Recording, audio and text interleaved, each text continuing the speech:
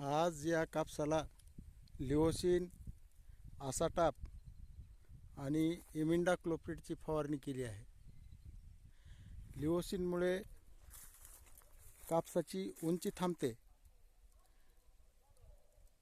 आसाटाप कुठंतरी non BT बियाणात पाती अळीचा प्रादुर्भाव झालेला असल्यामुळे आसाटापची फवारणी घेतली.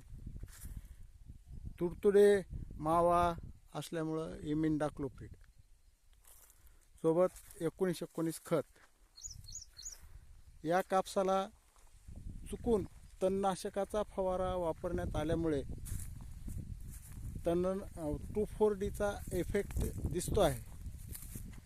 यामुळं आज लगेच युरिया आणि 19-19 ह्या इफेक्टेड काकऱ्याला फवारणी चालू करायची आहे.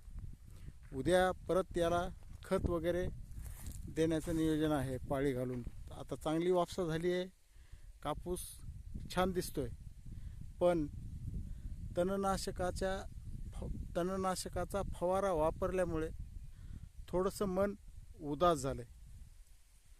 एकंदरीत कापसाची परिस्थिती चांगली आहे.